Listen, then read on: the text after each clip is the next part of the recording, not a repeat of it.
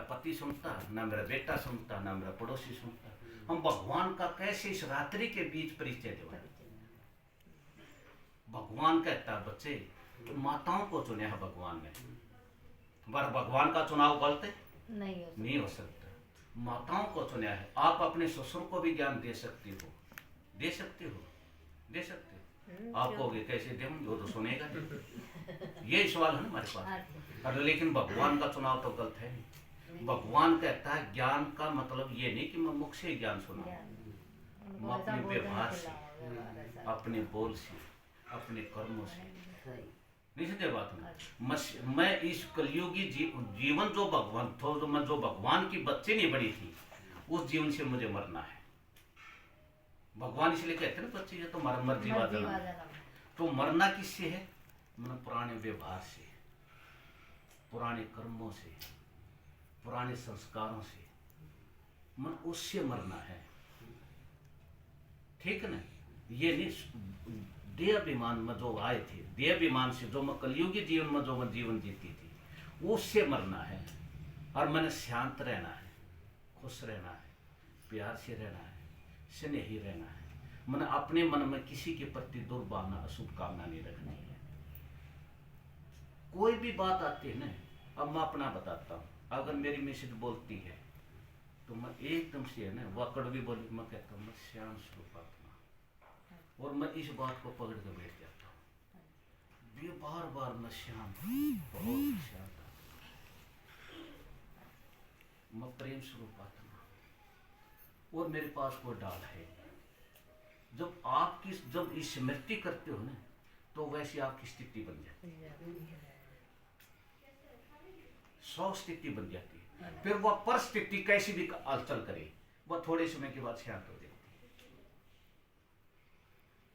अब मैं अपना अनुभव बताऊं, मैं पुलिस की नौकरी में हूँ और मैं संस्ट्रक्ट हूँ।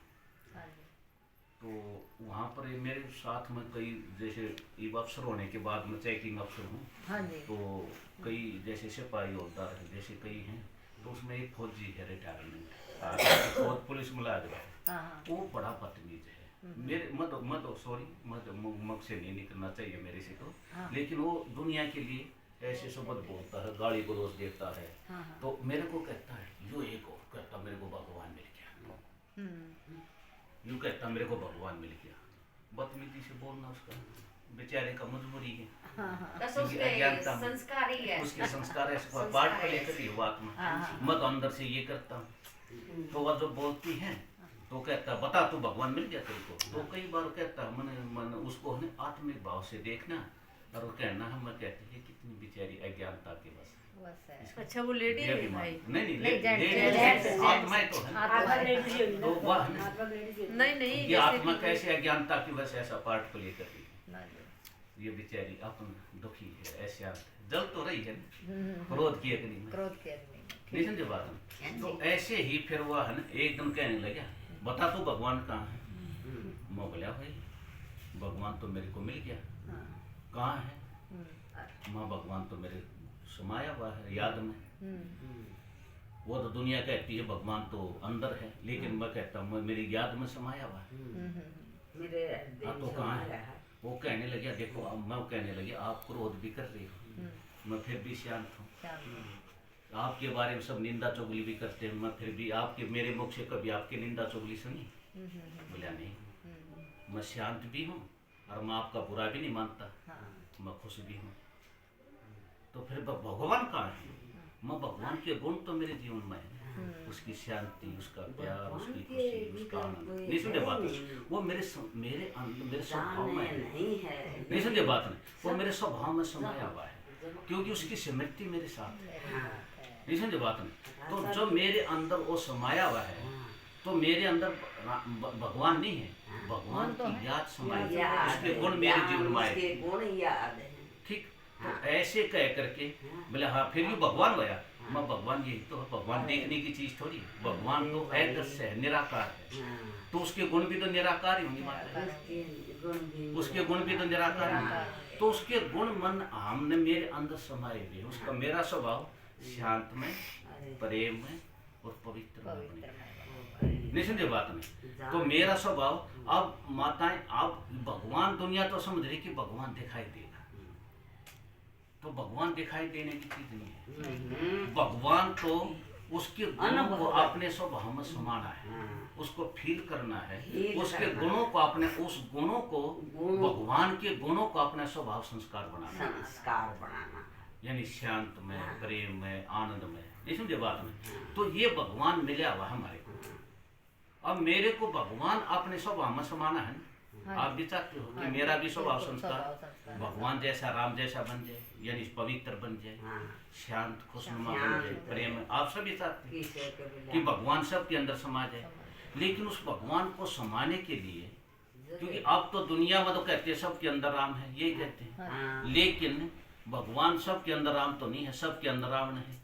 5 विकार हैं, माता जी थोड़ा सा है ना, तो 5 विकार हैं, तो वो 5 विकार तो हैं, लेकिन लास्ट में जब आपने जो शास्त्र में दिखाते हैं कि रावण के, जब राम और रावण की लड़ाई मच रही थी, तो रावण का सब कुछ लुट गया था, उसकी सेना भी, उसकी ताम झाम सब कुछ खत्म हो गया था, लेकिन फिर भी वो अपनी हार नहीं मान रहा था।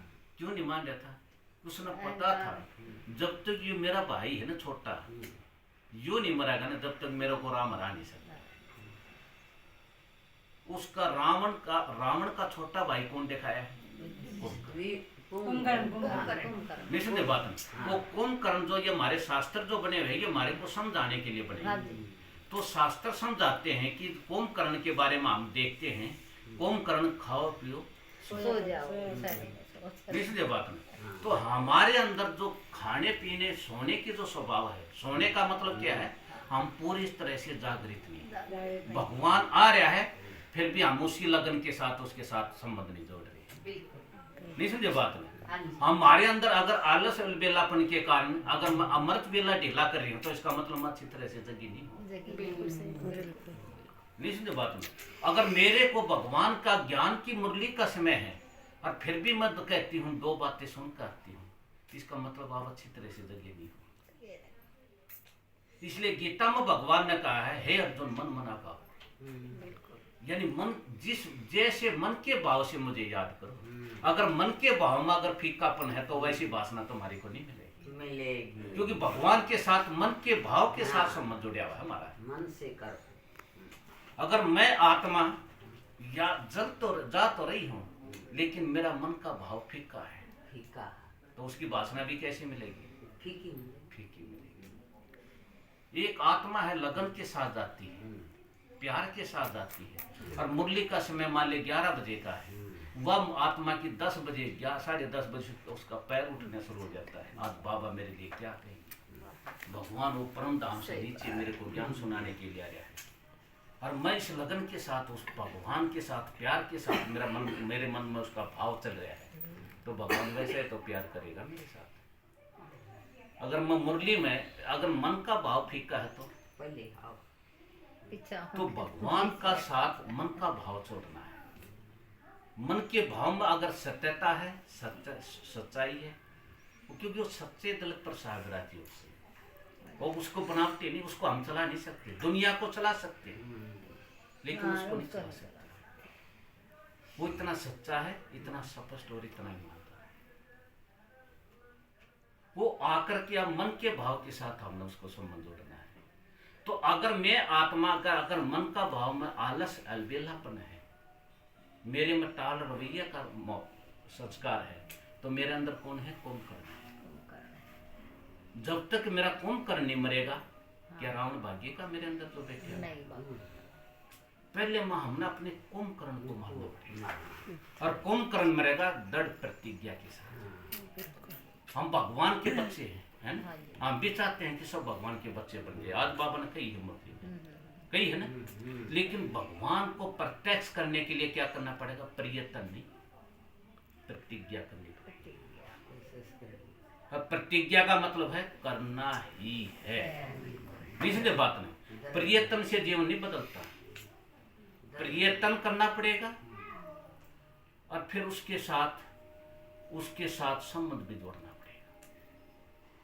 प्रयत्न के साथ संपन्न और संपूर्ण बनना पड़ेगा, जब तक मैं संपन्न और संपूर्ण नहीं हूं, जब मेरे में कमी कमजोरी है तो मैं दूसरों को क्या बताऊं?